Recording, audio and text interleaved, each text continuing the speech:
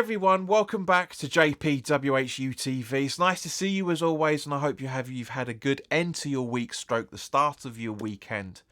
As you would have seen from the video that went up yesterday, we talked about Lewis Orford signing his new 5-year contract. Today we're going to be talking about the news of free agent John Egan on trial with West Ham United. But as always, guys, this video is sponsored by the channel sponsor 3retro.com.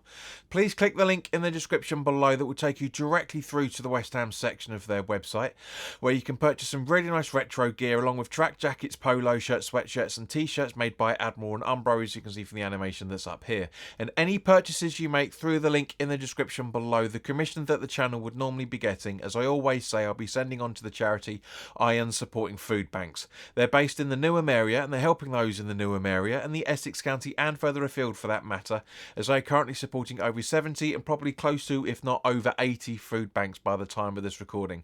So guys, go grab yourself a really nice retro shirt. You'll be saving yourself a few quid in comparison to the club shop, and you'll be helping those that are less fortunate than you and I. But if you wish to make a donation direct to the charity, but you don't want to make a purchase, that's perfectly fine. There's a Just Giving Fund link in the description below. You can donate directly to the Iron Supporting Food Banks charity. £1, £2, £5. Believe me, guys, every single penny helps.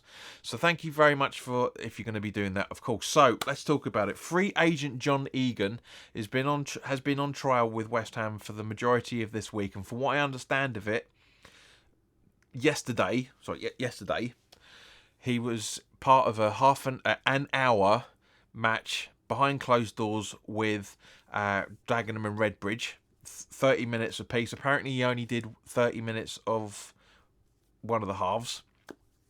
So, and apparently did okay. The club haven't made an official decision yet, but you never know. They might have made a decision by the time you guys get to see this, because I'm recording it on the evening of Thursday, which obviously when there's more information that came out. Now, it's quite interesting about that, because that game itself, Danny Ings scored a hat-trick, and man of the shadows, Andy Irving, has scored the brace in that as well, and they kept a clean sheet, so that's good. I mean, it should be, to be fair. No disrespect to Dagenham and Redbridge, we've got a long affiliation with them over the years, location, yada yada yada, you know.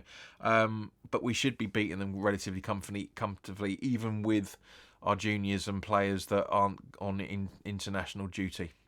So let's talk about him. He's 31 years old. He's a centre-back. After leaving, as I say, he's on the free after leaving Sheffield United in the summer. He's a little bit over 6 foot. It's 185 centimetres for you guys that like the metric. Again, he's very right-footed. He previously played in his history for Brentford, Gillingham, Sunderland, Palace and Bradford. He was voted player of the 1920 season while at Sheffield United. He's had 73 Premier League appearances, scored 2 goals and set up 1 assist. Now, he is strong at aerial duels on ball interception, and is also an indirect set-piece threat from what I've been able to find out about him. Not a huge amount available, to be honest with you, apart from the fact that he is a Will Salthouse agent, as was Craig Dawson. So I'm sure he's been in contact with Craig Dawes, big old Dawes. The Dawson, Ballon Dawson, as we used to call him, to get some insight on how the West Ham play, how everything is, what it's like with people. Now, he has had a bit of injury. I mean, last season he suffered with an Achilles heel injury while we were playing them at home, so he is a bit of an injury-prone player. But, as I say, I'm not doing this video because he's having his medical or anything like that. It's to basically precede that. I'm not going to say he's having a medical on all the reasons, because at the end of the day, he's going to be fourth backup centre-back, quite frankly. Now, my issue with this is it's a free. It's perfectly fine. Obviously, there's going to be a signing-on fee. We don't have to rush around. It's the international break. The transfer window's over, so any Bosman can go through at any time. That's not a problem. What I do have an issue with is the fact with where does this leave Caelan Casey? Does that relegate him now down to third choice centre back? Yeah, third choice reserve centre back, shall we say? Obviously, because we've got the main two, which at the moment appears to be Mavropanos and Kilman.